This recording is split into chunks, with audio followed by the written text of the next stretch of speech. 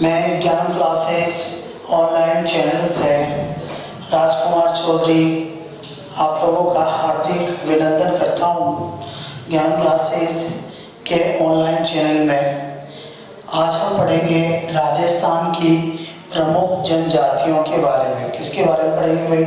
प्रमुख जनजातियों के बारे में। जनजातियाँ यानी एसटी। किसके बारे में पढ़ेंगे? जो जनजाति एसटी में आती है, जैसे मीना, भील, गरासिया, सहरिया, डामोर, सांसी, कंजर आदि जो जनजातियां हैं एसटी में आती है, उन जनजातियों के बारे में हम पढ़ेंगे। क्या पढ़ेंगे भाई? हम पढ़ेंगे, बात समझना, जो जनजातियां हैं, क्या है? जनजातियां हैं। ये राजस्थान में जनजातियां कुल जनसंख्या की, राजस्थान में जनजातियां कुल जनसंख्या की 13.5% है। कितनी परसेंट है? 13.5% जनजातियां राजस्थान में निवास करती है। कितने निवास करती है? 13.5% निवास करती है 2011 की जनगणना के अनुसार। किसके अनुसार? जबकि 2001 की जनगणना के अनुसार ये 12.7% ही थी और 2011 की जनगणना के अनुसार कितनी है? 13.5% है। जो बात करते हैं कि राजस्थान में, किसमें? राजस्थान में जो सर्वाधिक जनजाति है, राजस्थान में जो सर्वाधिक जनजाति है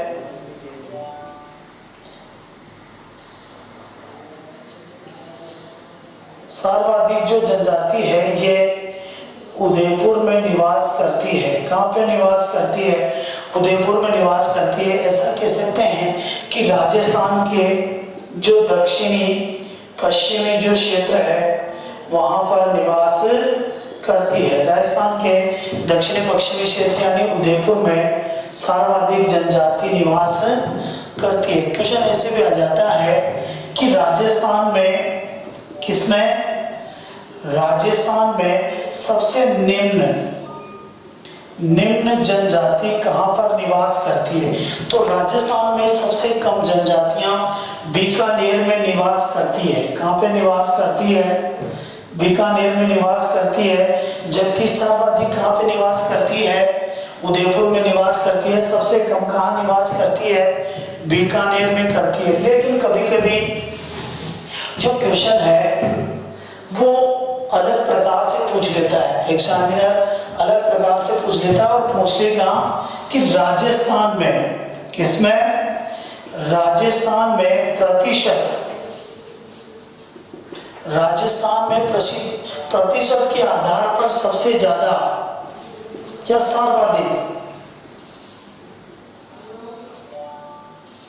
सर्वाधिक जनजाति कहाँ निवास करती है? राजस्थान में प्रतिशत के आधार पर सर्वाधिक जनजाति या सबसे अधिक जनजाति कहाँ निवास करती है? तो फिर आएगा बांसवाड़ा में निवास करती है। प्रतिशत के आधार पर सर्वाधिक जनजाति कहाँ निवास करती है? बांसवाड़ा में निवास करती है। और न्यूनतम है जो प्रतिशत के आधार पर, किसके आधार पर? प्रतिशत के आधार पर जो न्यूनतम जनजाति है वो नागौर में निवास करती है। किसमें निवास करती है?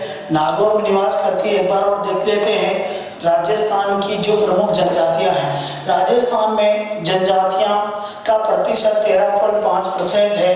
2011 की जनगणना के अनुसार जो राजस्थान की पूरी जनसंख्या है उन जनसंख्या में 13.5% जनसंख्या जनजातियों की है। ठीक है। राजस्थान में सर्वाधिक जनजातियां उदयपुर में निवास करती है, यानी लगभग ये भी कह सकते हैं हम राजस्थान के दक्षिणी पश्चिमी क्षेत्र में निवास करती है। राजस्थान में सबसे कम या निम्न जनजाति बीकानेर में निवास करती है। कहाँ करती है? बीकानेर में। जबकि राजस्थान में प्रतिशत के आधार पर सर्वाधिक सबसे अधिक जनजाति बांसवाड़ा में निवास करती है और सबसे कम जनजाति नागौर में निवास करती है। जो जनजातियां हैं जनजातियों के संरक्षण देखभाल हेतु राजस्थान में एक संस्था कार्यरत है। राजस्थान में एक संस्था कार्यरत है जनजातियों के प्रोत्साहन, उनकी देखभाल करने के लिए एक संस्था कार्यरत है जिसका नाम है माणिक्य लाल वर्मा। कौन सी संस्था है? माणिक्य लाल वर्मा शोध संस्थान।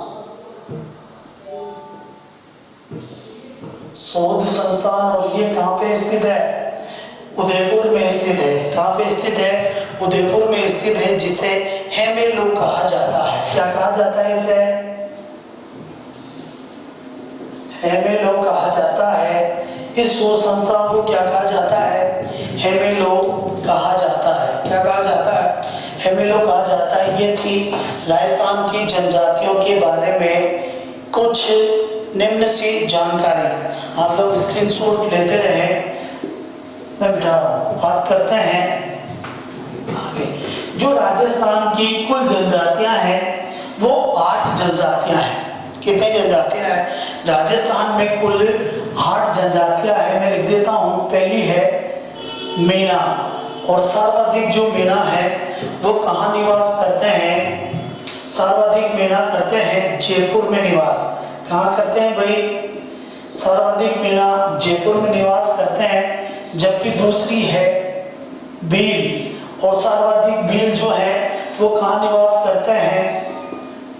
उदयपुर में निवास करते हैं। तीसरी है गरासिया। कौन सी जनजाति है? गरासिया जनजाति है, और सर्वाधिक गरासिया सिरोही में निवास करते हैं। कहाँ पे निवास करते हैं? सिरोही में। चौथी जनजाति है सहरिया। कौन सी है?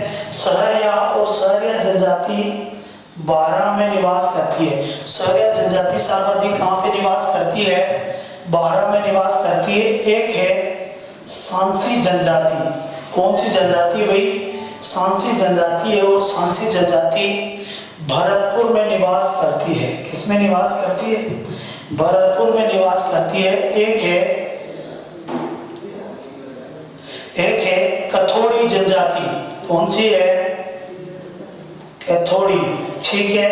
और कैथोड़ी जो जनजाति है ये भी उदयपुर में निवास करती है। कहाँ पे निवास करती है भाई? उदयपुर में। एक है डामोर जनजाति। कौन सी है? डामोर जनजाति, और डामोर जनजाति 10 है डूंगरपुर। डामोर 10 है, डूंगरपुर में निवास करती है। और लास्ट जनजाति है वो है कंजर जनजाति। कौन सी है? कंजर जनजाति, और कंजर जनजाति सर्वाधिक हाडोती में निवास करती है। हाडोती में बूंदी, कोटा, झालावाड़ और बारां क्षेत्र में ये जनजाति निवास करती है, जो कंजर जनजाति है। अब बात करते हैं, ये 8 जनजातियां हैं राजस्थान में। कुल ये 8 जनजातियां हैं, सभी एसटी में आती है। लेकिन राजस्थान की जो एक जनजाति है जिसे हम सांसी जनजाति कहते हैं। क्या कहते हैं भाई? सांसी जनजाति कहते हैं। और ये सांसी जनजाति को एससी में रखा गया है।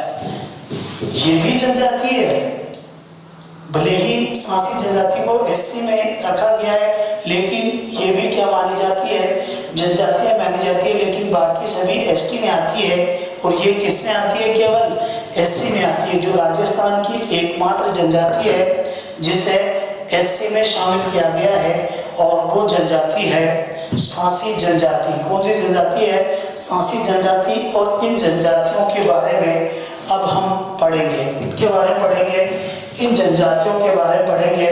और सबसे पहले हम पढ़ेंगे मीणा जनजाति के बारे में। किसके बारे में पढ़ेंगे? मीणा जनजाति। मीणा जनजाति के बारे में पढ़ेंगे। किसके बारे में पढ़ेंगे भाई? मीणा जनजाति के बारे में पढ़ेंगे। आप लोगों को पता होगा एक स्थान है ढूंढाड़ क्षेत्र। कौन सा क्षेत्र है?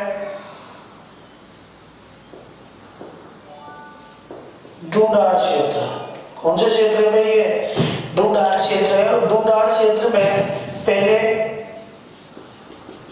मीणाओं का राज था। किसका राज था भाई? मीणाओं का राज था। और ग्वालियर से एक शासक आया था। कहां से? ग्वालियर से एक शासक आया था जिसका नाम था दुल्हे राय। दुल्हे राय ने 1137 में दौसा में बड़ गुजरों को पराजित कर दौसा में कछवा वंश की स्थापना की। किसकी स्थापना की? कछवा वंश की स्थापना की थी दौसा में। ठीक है, दौसा में कछवा और कछवा वंश की प्रथम राजधानी किसे बनाया था? दौसा। और फिर इसी दुल्हे राय ने माची को जीत लिया था। माची या मांड कहा जाता है इसे, माची या मांड कहा जाता है, जिसे वर्तमान में रामगढ़ कहा जाता है। वर्तमान में क्या कहा जाता है? रामगढ़ कहा जाता है, क्योंकि दुल्हे राय ने कछवा वंश की जो कुलदेवी थी उस कुलदेवी की स्थापना मांची में की थी और अपने पूर्वजों के नाम पर इसका नाम बदलकर रामगढ़ रख दिया था। और ये वर्तमान में जमुआ रामगढ़ कहलाती है। और यहाँ पर मीणाओं को पराजित किया था। किसको पराजित किया था? मीणाओं को पराजित कर दिया था। फिर आमेर बनी। कौन सी राजधानी बनी? आमेर राजधानी बनी। कोकिल देव ने आमेर, और आमेर में मीणाओं को पराजित किया था। यानी ढूंढाड़ क्षेत्र में प्रारंभ में मीणा जनजाति का निवास था। क्या था? और राजस्थान में जो सर्वाधिक मीणा निवास करते हैं वो ढूंढाड़ क्षेत्र में निवास करते हैं और वर्तमान में आमेर जयपुर में निवास करते हैं। कहाँ पे निवास करते हैं? जो मीणा जनजाति है ये राजस्थान की, किसकी? राजस्थान की सबसे बड़ी जनजाति है। राजस्थान की सबसे बड़ी जनजाति कौन सी है भाई? मीणा जनजाति है। और जो मीणा जनजाति है राजस्थान की सबसे बड़ी जनजाति है, ढूंढाड़ क्षेत्र में निवास करती है। और जो सर्वाधिक मीणा है, जो सर्वाधिक मीणा है वो जयपुर में निवास करते हैं। किस में निवास करते हैं? सर्वाधिक मीणा जयपुर क्षेत्र में निवास करते हैं। कहाँ पे निवास करते हैं?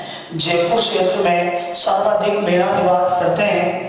और ढूंढाड़ में कछवा वंश का राज से पहले मीणाओं का ही राज था। एक जो राजस्थान के इतिहासकार हैं कर्नल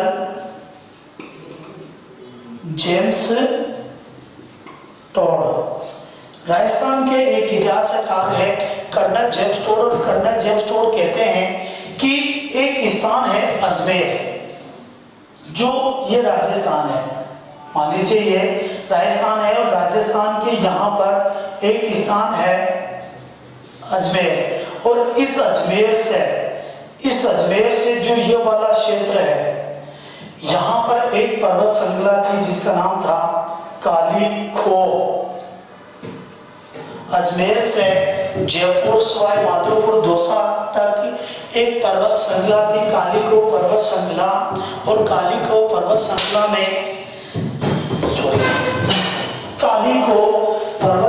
में कर्नल जेम्स टोड ने मीणाओं को का प्राचीन स्थान माना है। क्या माना है? कालीको पर्वत श्रृंखला को माना है। किसको माना है?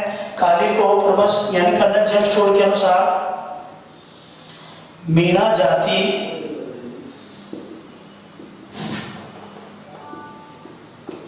अजमेर से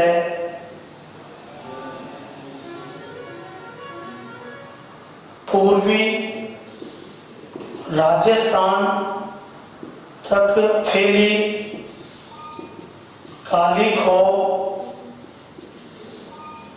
पर्वत श्रृंखलाओं में निवास करती थी। किसमें निवास करती थी? काली खो पर्वत श्रृंखलाओं में निवास करती थी मीणा जनजाति। और ढूंढाड़ क्षेत्र में निवास करती थी। सर्वाधिक मीणा जयपुर में निवास करते हैं। और जयपुर के साथ साथ ये जो है ये आमेर जो है कहाँ? जयपुर, दौसा, सवाई माधोपुर आदि क्षेत्रों में निवास करते हैं और उदयपुर अलवर में भी ये निवास करते हैं। कहाँ पे? उदयपुर और अलवर क्षेत्र में सर्वाधिक। लेकिन सर्वाधिक कहाँ पे है? जयपुर में। बात करते हैं कि आमेर, जो आमेर रियासत है, आमेर रियासत में कछवा राजवंश के पहले, कछवा राजवंश के पहले मीणाओं का ही शासन था। किसका शासन था?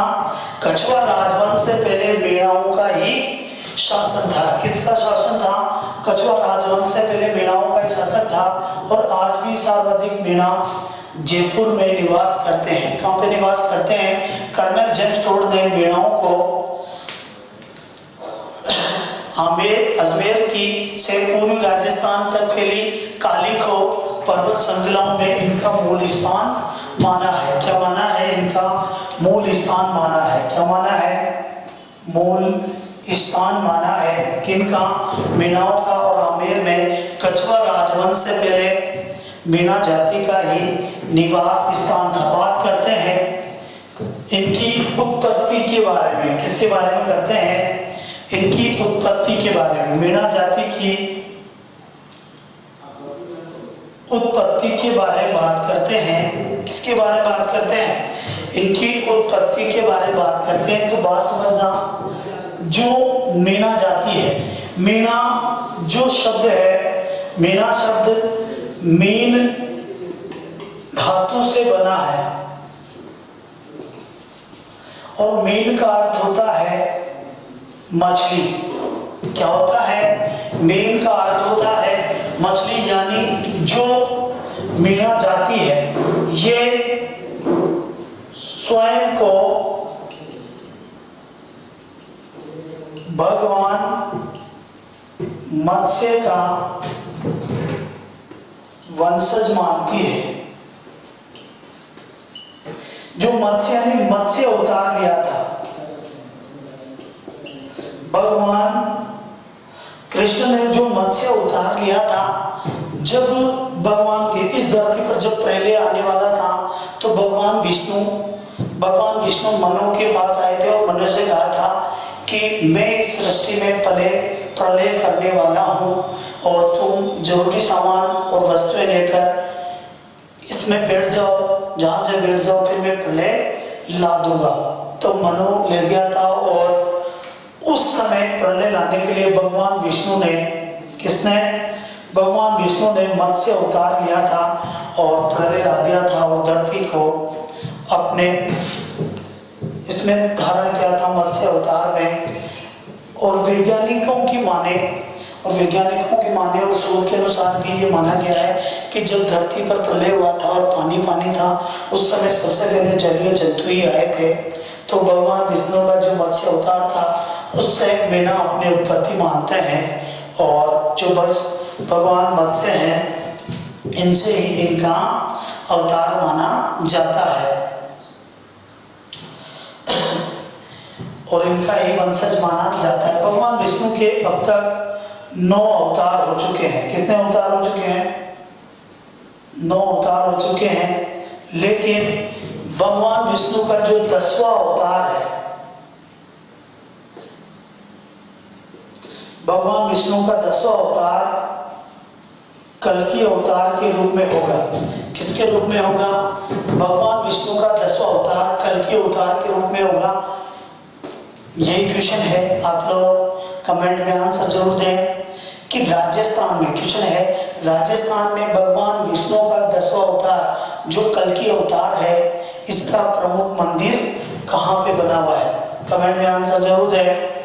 और जो भगवान विष्णु के 9 अवतार हो गए हैं, 10वां अवतार कल्कि अवतार है और इनका प्रमुख जो मंदिर है, कल्कि अवतार का प्रमुख मंदिर जयपुर में बना हुआ है। किसमें बना हुआ है? जयपुर में बना हुआ है। राजस्थान का एकमात्र मंदिर है जो जयपुर में बना हुआ है तथा सवाई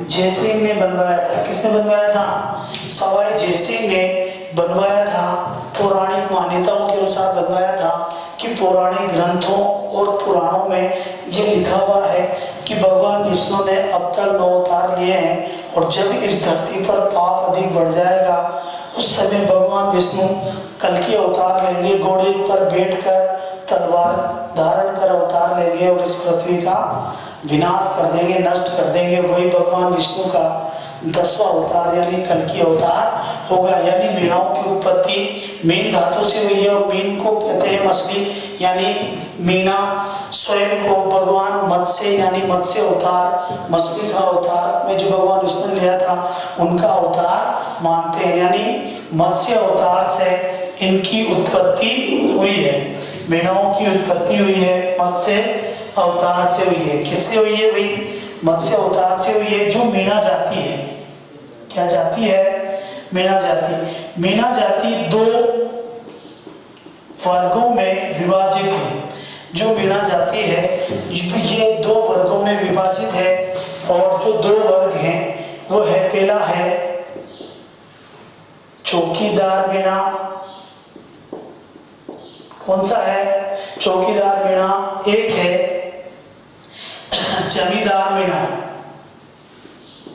एक तो है चौकीदार मीना, एक है जमींदार मीना। ठीक है, अब यहां से क्वेश्चन आ जाता है कि जो मीना जनजाति है ये 2 वर्गों में विभाजित है, एक चौकीदार मीना है, एक जमींदार मीना है। क्वेश्चन आ जाता है इन दोनों में से उच्च वर्ग कौन सा है और निम्न वर्ग कौन सा है? तो नाम से पता है चौकीदार। चौकीदार यानी नौकरी करते होंगे, नौकरी कर रहे हैं, चौकीदारी कर रहे हैं, नौकरी कर रहे हैं राजघरानों में, और ये तो जमींदार है। और आपको बताइए कि जो नौकरी लगा हुआ होता है वो तो ऊंचा होता है, नौकरी वाला तो चौकीदार मीना उच्च वर्ग में आते हैं और जमींदार मीना निम्न वर्ग में आते हैं। किस में आते हैं? निम्न वर्ग में आते हैं। जो मीना है, जो मीना है, मीना जनजाति, मीना जो जनजाति है ये 24 खापों में विभक्त है। कितनी खापों में विभक्त है? खापे यानी गोत्र। मीना जनजाति 24 गोत्रों में विभक्त है। मीना लोग मानते हैं कि वो 24 गोत्रों में विभक्त है, लेकिन जब मीना आंदोलन हुआ था उस समय एक व्यक्ति थे जिनका नाम था, एक जैन गुरु थे, जैन गुरु जिनका नाम था मुनि मगन सागर जी महाराज। एक जैन मुनि थे जिनका नाम था मुनि मगन सागर जी महाराज। और मुनि मगन सागर जी महाराज ने एक ग्रंथ लिखा था जिसका नाम था मीना पुराण। कौन सा ग्रंथ लिखा है इन्होंने? जैन मुनि मगन सागर जी ने एक ग्रंथ लिखा है मीना पुराण। और इस मीना पुराण के अनुसार, किसके अनुसार? इस मीना पुराण के अनुसार जो मीना जाति है ये 5200 खापों में, कितनी खापों में? 5200 खापों में यानी गोत्र में विभक्त है। 5200 गोत्र में विभक्त है। मीना जाति के लोग मानते हैं कि वो उनकी जो जाति है वो 24 खापों में यानी 24 गोत्रों में विभक्त है। लेकिन एक जैन गुरु है जिन्होंने मीनाओं का पुराण लिखा है, मीना पुराण, गुरु मुनि मगन सागर जी है, और उन्होंने मीना पुराण में इनकी 5200 खापे गोत्र बताई है। और कहा ही नहीं है, इनके बारे में गहन अध्ययन किया है और इन 5200 गोत्रों का उल्लेख भी किया है।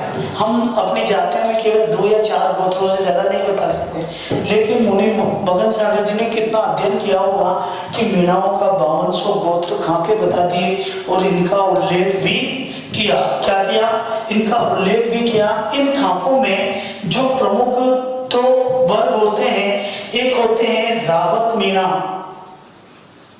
रावत मीना, और एक होते हैं पड़िहार मीना। कौन सी मीना? पड़िहार मीना। एक तो होते हैं रावत मीना, एक होते हैं पड़िहार मीना। जो रावत मीना है ये हिंदू राजपूतों से संबंधित है। किससे है? हिंदू राजपूतों से संबंधित, यानी हिंदू राजपूतों से जो उत्पन्न हुए हैं वो रावत मीणा कहलाते हैं। और ये सर्वाधिक अजमेर में निवास करते हैं। कहाँ पे निवास करते हैं? सर्वाधिक अजमेर में निवास करते हैं। जबकि एक है पडियार मीणा। पडियार मीणा वो है जो मीणा पांडे का, पांडा यानी आप भैंस का बच्चा समझ सकते हो, पांडे का जो मांस खाते हैं वो मीणा पडियार मीणा कहलाते हैं। और ऐसे मीणा बूंदी, टोंक, भीलवाड़ा आदि क्षेत्रों में निवास करते हैं। ये इनके दो प्रमुख जो गोत्र हैं वो रावत मीणा और पडियार मीणा है। क्या है भाई?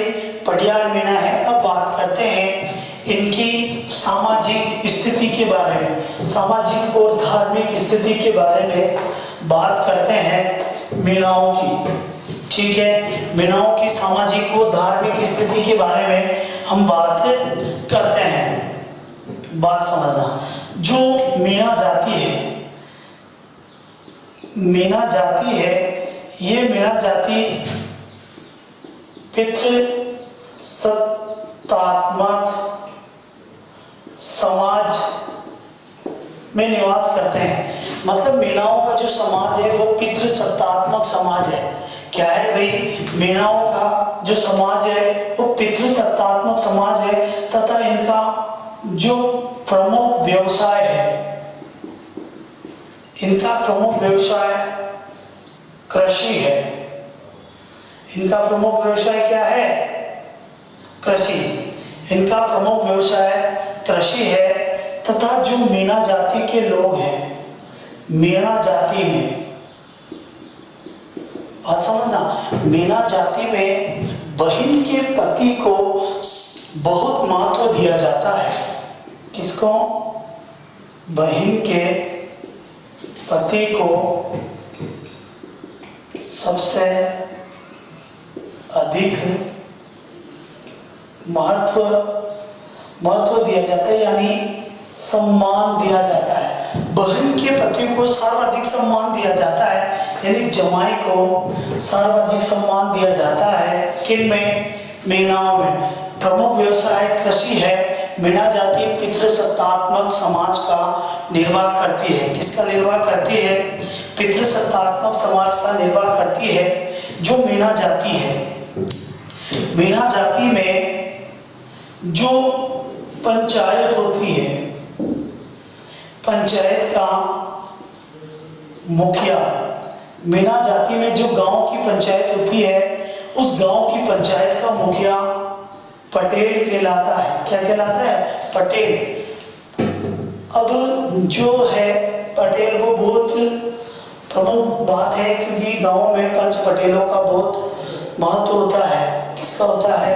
पंच पटेलों का बहुत महत्व होता है। आज भी गांव में हुक्का पानी बंद कर दिया जाता है। आप लोगों को पता नहीं होगा, गांव में बहुत सी बार किसी जाति का, वंश का हुक्का पानी जो बंद कर दिया जाता है तो बहुत पीड़ा होती है। और जो जनजातियां हैं, मीणा, भील, गरासिया, इन जनजातियों में से पटवारी, राजस्थान पुलिस और ग्राम सेवकों में सबसे ज़्यादा क्वेश्चन आते हैं। सबसे ज़्यादा क्वेश्चन जनजातियों में से आते हैं क्योंकि कल्चर के बारे में नॉलेज आप लोगों को ज़्यादा। आप जैसे मान लीजिए आप पुलिस में हो और फोन आ गया कि गांव में मौसर हो रहा है साहब, गांव में मौसर हो रहा है। मौसर का मतलब आप जानोगे नहीं तो कैसे समझोगे कि मौसर क्या है? तो कल्चर का राजस्थान पुलिस, पटवारी और ग्राम सेवक में सबसे अधिक महत्व है और जनजातियों में से सबसे ज़्यादा क्वेश्चन आते हैं। तो पंचायत का मुखिया क्या कहलाता है? पटेल कहलाता है। जो मीणाओं में सबसे बड़ी पंचायत होती है, सबसे बड़ी जो पंचायत होती है उस पंचायत को 84 पंचायत कहा जाता है। मीणाओं की सबसे बड़ी पंचायत क्या कहलाती है? 84 पंचायत कहलाती है। क्या कहलाती है भाई? 84 पंचायत मीणाओं की सबसे बड़ी पंचायत कहलाती है। तथा मीणाओं के जो कुल देवता है, मीणाओं के कुल देवता भुज देवता कहलाते हैं। क्या कहलाते हैं? मीणाओं के कुल देवता भुज देवता कहलाते हैं। क्या कहलाते हैं? भुज देवता कहलाते हैं। जबकि कुल देवी जीर्ण माता कहलाती है। कुल देवी कौन सी कहलाती है? जीर्ण माता कुल देवी कहलाती है। और इनके जो इष्ट देवता हैं, इष्ट देवता जो मीणाओं के इष्ट देवता हैं, वो इष्ट देवता कहलाते हैं भूरिया बाबा। भूरिया बाबा जिन्हें बाबा गोतमेश्वर भी कहा जाता है। बाबा गोतमेश्वर या गोतमेश्वर धाम जो अरनौद प्रतापगढ़ में स्थित है, भूरे बाबा इनके इष्ट देवता है। तो मीणा जाति है जो पितृसत्तात्मक समाज का निर्वाह करती है। प्रमुख व्यवसाय कृषि है। मीणा जाति में बहन के पति को सर्वाधिक सम्मान दिया जाता है, मान दिया जाता है। गांव का मुखिया पटेल कहलाता है। मीणा जाति में जो गांव की पंचायत का मुखिया है वो पटेल कहलाता है। इनकी सबसे बड़ी पटेल जो पंचायत होती है वो 84 पंचायत होती है। और इनके जो मुखिया है वो पंच पटेल कहलाते हैं। इनके जो मुखिया होते हैं वो क्या कहलाते हैं? पंच पटेल कहलाते हैं। कुल देवता भुज देवता है। कुल देवी जीर्ण माता है। इष्ट देवता भूरिया बाबा है। भूरिया बाबा है। लेकिन बात करने हैं मीणाओं में, अलग अलग क्षेत्रों में अलग अलग देवियों की ये पूजा करते हैं। जैसे मीणाओं में जीर्ण माता को भी मानते हैं, मीणाओं में केला देवी को भी मानते हैं, मीणाओं में भूरिया बाबा को भी मानते हैं। जीर्ण माता इनकी कुल देवी है। और केला देवी, केला देवी का जो मंदिर है करौली में है, त्रिकूट पर्वत पर बना हुआ है। किस पर बना हुआ है? त्रिकूट पर्वत पर बना हुआ है। एक त्रिकूट पर्वत जैसलमेर में भी है जहां पर सोनारगढ़ दुर्ग बना हुआ है। लेकिन केला देवी का मंदिर त्रिकूट पर्वत पर बना हुआ है जहां पर कैलाश है, केला देवी। और केला जो होता है वो बंदर खाता है। बंदर को लंगूर कहते हैं। क्या कहते हैं? लंगूर। और केला देवी का जो मंदिर है त्रिकूट पर्वत पर करौली पर बना हुआ है। वहां पर मीणा व गुर्जर जाति के लोग केला देवी की स्मृति में लांगुरिया गीत गाते हैं। कौन सा गीत गाते हैं? लांगुरिया गीत गाते हैं। इनके इष्ट देवता भूरिया बाबा है। कौन से है? भूरिया बाबा है जो अरनौद प्रतापगढ़ में है। किसमें है? अरनौद प्रतापगढ़ में। आप लोग स्क्रीनशॉट ले लीजिए, मैं मिटा रहा हूँ। आगे बढ़ते हैं।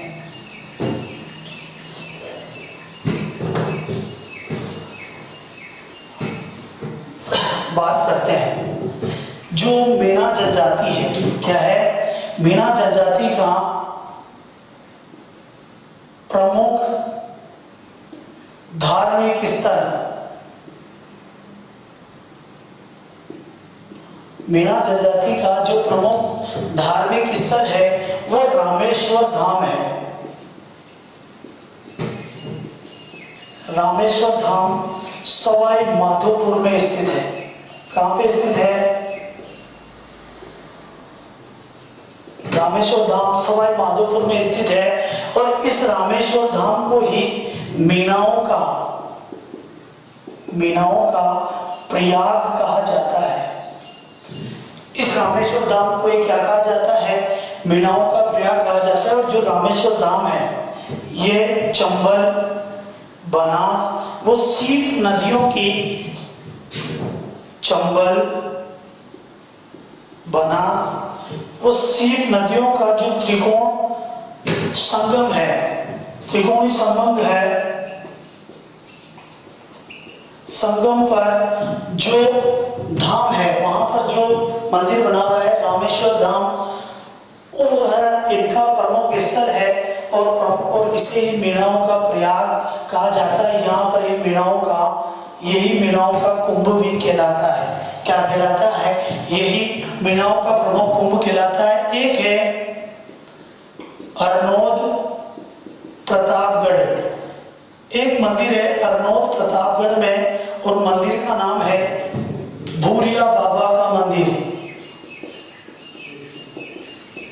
भूरिया बाबा का मंदिर है और भूरिया बाबा इनके इष्ट देवता हैं, आराध्य देवता है। मीणाओं के आराध्य देवता कौन सा है?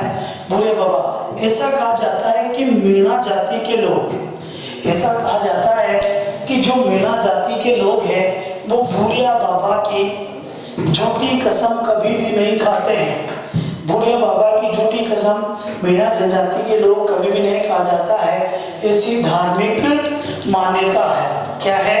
ऐसी धार्मिक मान्यता है। स्क्रीनशॉट ले लीजिए। प्रमुख स्थान कौन सा है? रामेश्वर धाम, सवाई माधोपुर है, जिन्हें मीणाओं का प्रयाग या मीणाओं का कुंभ कहा जाता है। बनास, सीत व चंबल नदी के त्रिकोणी संगम पर स्थित है रामेश्वर धाम, जिनका एक है भूरिया बाबा अरनौत प्रतापगढ़ में मंदिर है, जो मीणाओं के आराध्य देवता है, तथा जीण माता इनकी कुल देवी है। क्या है? जीण माता इनकी कुल देवी है और भूरिया बाबा आराध्य देव है। ऐसा कहा जाता है कि मीणा जाति के लोग भूरिया बाबा की झूठी कसम कभी भी नहीं खाते। ठीक है, आगे बढ़ते हैं।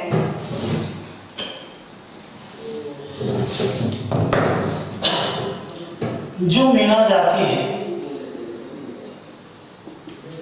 मीणा जाति में अनाज भरने की कोठियां, मीणा जाति में जो अनाज भरने की कोठियां है वो ओरी कहलाती है। क्या कहलाती है? वो ओरी। मीणा जाति में जो अनाज भरने की कोठियां वो क्या कहलाती है भाई? ओरी कहलाती है। जबकि जो एक जनजाति है गरासिया जनजाति, और गरासिया जनजाति में जो अनाज भरने की कोठियां होती है वो सोरी कहलाती है। कैसी? गरासिया जनजाति में अनाज भरने की कोठियां सोरी कहलाती है, जबकि मीणा जनजाति में क्या कहलाती है? ओरी कहलाती है। क्या कहलाती है भाई? मीणा जनजाति में ओरी कहलाती है। जो मीणा जाति के लोग हैं, क्या है? मीणा जाति के लोग हैं, ये मीणा जाति के लोग, मीणा जाति के जो लोग हैं ये जंगलों में, ये जो जंगलों में घर बनाते हैं, क्या बनाते हैं? जंगलों में जो घर बनाते हैं, मीणा जाति के जो लोग जंगलों में घर बनाते हैं,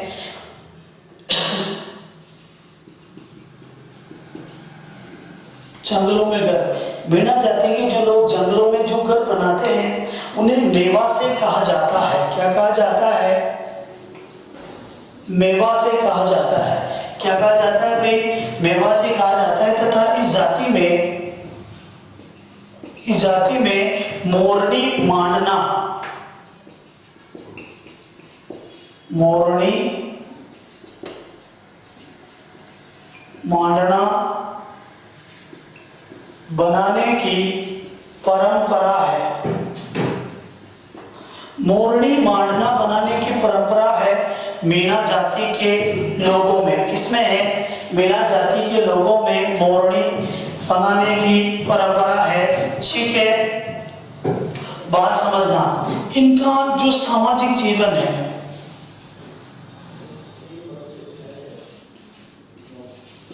इनका जो सामाजिक जीवन है, इस सामाजिक जीवन में एक सबसे बड़ी विशेषता ये है, सबसे बड़ी विशेषता है कि इसमें बाल विवाह प्रचलित है। क्या विवाह प्रचलित है? बाल विवाह प्रचलित है। जब बच्चे छोटे होते हैं उस समय उनका विवाह कर दिया जाता है, लेकिन विवाह करने के बाद दुल्हन को ससुराल नहीं भेजा जाता है। जब वो जवान हो जाती है फिर गोना किया जाता है। क्या किया जाता है? गोना करने की भी परंपरा है। बाल विवाह की परंपरा है तथा गोना करने की भी परंपरा है। और इनकी एक प्रमुख जो विशेषता है वो है छेड़ा फाड़ना। छेड़ा फाड़ना, छेड़ा फाड़ना, छेड़ा फाड़ना, छेड़ा फाड़ना एक ऐसी इनकी विशेषता है, मीणा जाति की विशेषता है। ऐसा कहा पति पति अपने दुपट्टे का कुछ भाग फाड़ कर बड़ी पंचायत के सामने अगर पत्नी को दे दे तो पति पत्नी में संबंध विच्छेद मान लिया जाता है, यानी तलाक मान लिया जाता है। उसे ही क्या कहा जाता है? छेड़ा फाड़ना कहा जाता है। तो कहते हैं पति द्वारा पत्नी को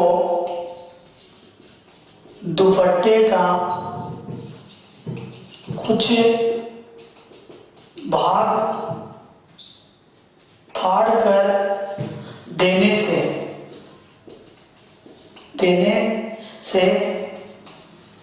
संबंध समाप्त मान लिया जाता है। संबंध समाप्त मान लिया जाता है यानी तलाक हो जाता है। और उसी समय एक घटना और होती है कि जो पति जिस पत्नी को दुपट्टे का भाग फाड़ कर देता है उनका जो संबंध समाप्त हो जाता है। फिर वो पत्नी अपने सिर पर गड़ा लेकर चलती है और रास्ते में उसका गड़ा जो भी उतार लेता है वही उसका भावी पति कहलाता है। क्या कहलाता है? भावी पति कहलाता है। इसमें एक और रस्म है, झगड़ा रस्म। मेरा जाति में एक और रस्म है और वो रस्म है झगड़ा रस्म। बात कर समझना कि मीना जाति में अगर कोई पुरुष किसी महिला को भगा कर लेकर आकर उससे विवाह कर लेता है तो पंचायत द्वारा उस पुरुष से झगड़ा राशि वसूल की जाती है, जिसे झगड़ा रस्म कहा जाता है। क्या कहा जाता है भाई? जिसे झगड़ा रस्म कहा जाता है। क्या कहा जाता है? झगड़ा रस्म कहा जाता है। ये थी मीना जनजाति। आप लोग स्क्रीनशॉट ले लें। क्या ले लें? स्क्रीनशॉट ले लें मीना जनजाति का। ठीक है। और अब हम पढ़ते हैं एक नई जनजाति है, एक छोटी सी जनजाति है जिसके बारे में। और जो जनजाति है वो जनजाति है कंजर जनजाति। कौन सी जनजाति है? हम दो जनजातियां पढ़ेंगे, एक बड़ी एक छोटी, ताकि 3 क्लासों में समाप्त हो जाए। जनजाति है कंजर जनजाति। कौन सी जनजाति है भाई? कंजर जनजाति। बात समझना, कंजर जनजाति। जो कंजर शब्द है, कंजर शब्द कनकाचर शब्द से बना है। किससे? कनकाचर या काननचर शब्द से बना है। किससे बना है? कनकाचर या काननचर शब्द से कंजर शब्द बना है। और इसका जो अर्थ होता है, इसका अर्थ होता है जंगलों में विचरण करने वाला। क्या करने वाला? जंगलों में विचरण करने वाला, यानी ऐसी जनजाति जो जंगलों में विचरण करती है वो जनजाति कहलाती है कंजर जनजाति। ठीक है, कंजर जनजाति कहलाती है। कंजर जनजाति सर्वाधिक हाड़ौती क्षेत्र में निवास करती है।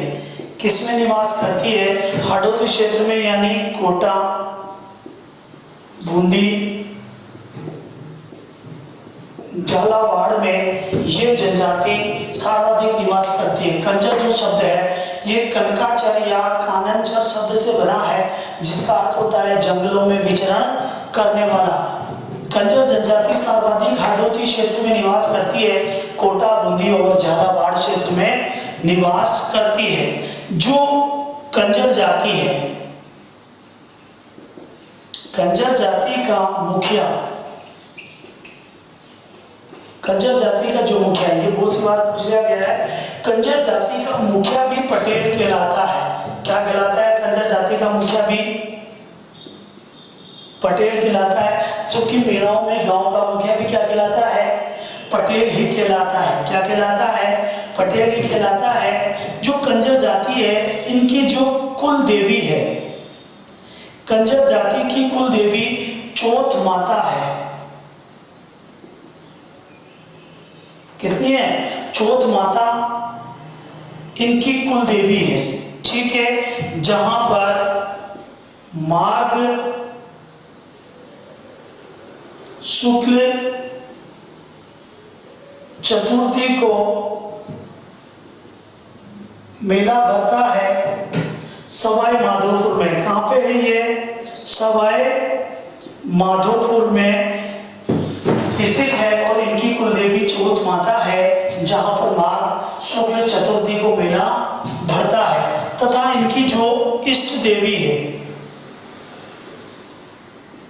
जो कंजर जाति है, कंजर जाति की इष्ट देवी और इनकी इष्ट देवी है रक्तदंती माता।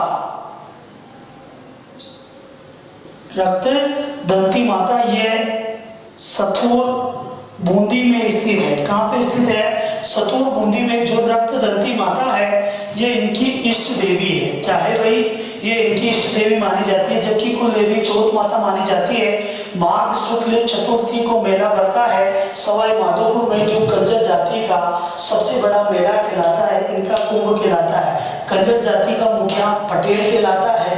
ठीक है, सर्वाधिक हाड़ौती क्षेत्र में निवास करते हैं, कोटा, बूंदी और झालावाड़ में निवास करती है। कंजर शब्द कनकाचर या कनकचर से बना है, जिसका अर्थ होता है जंगलों में विचरण करने वाला। क्या करने वाला? स्क्रीनशॉट ले लीजिए आप लोग। आगे पढ़ते हैं। जो कंजर जाति है, क्या है भाई?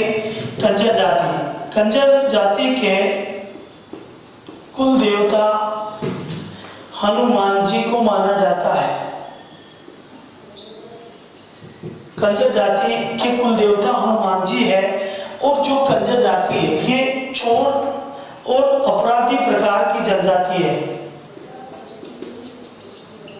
चोर व अपराधी जनजाति है और चोरी करने से पूर्व ये अपने कुल देवता व कुल देवी से अनुमति मांगते हैं, जिसे पांति मांगना कहा जाता है। चोरी या अपराध करने से पूर्व कंजर जनजाति के लोग अपने कुल देवता व कुल देवियों से अनुमति मांगते हैं, जिसे क्या कहा जाता है? पांति मांगना कहा जाता है। जो कंजर जाति है, कंजर जाति के लोग हाकम राजा व ऋषभ देव जी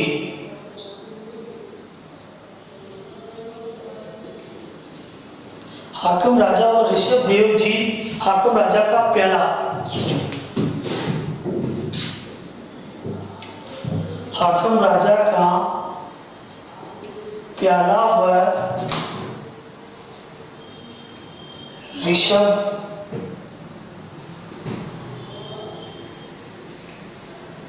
देव जी का प्याला पीकर, हाकम राजा व ऋषभ देव जी का प्याला पीकर कंजर जाति कभी झूठ नहीं बोलती है।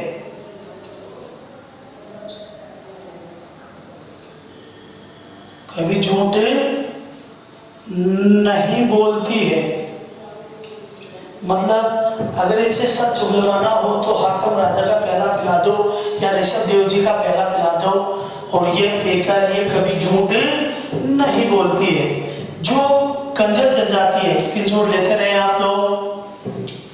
जो कंजर जनजाति है, कंजर जनजाति के घरों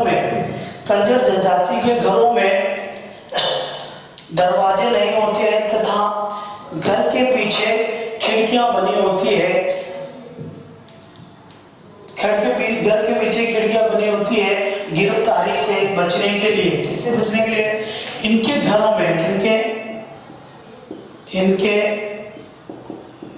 में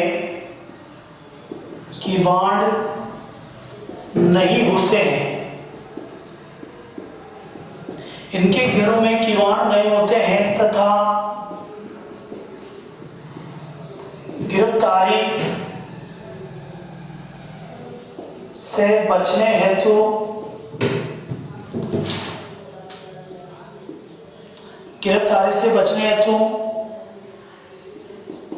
घरों के पीछे खिड़की लगी होती है। घरों में किवाड़ नहीं होते हैं तथा गिरफ्तारी से बचने के लिए घरों में खिड़की लगी होती है। जो कंजर जाति के लोग हैं, कंजर जाति में व्यक्ति के मरने पर, कंजर जाति में अगर कोई व्यक्ति मर जाता है, कंजर जाति में व्यक्ति के मरने पर उसे शराब का पान करवाया जाता है। अब आप लोग कहोगे कि मरने के बाद किसी शराब का पान करवाया जाएगा, तो इनमें कोई व्यक्ति मर जाता है तो उसके मुंह में शराब डाल दी जाती है और उसके बाद ही इसे जलाया जाता है। ठीक है। जो कंजर जाति है, इनकी सबसे बड़ी विशेषता,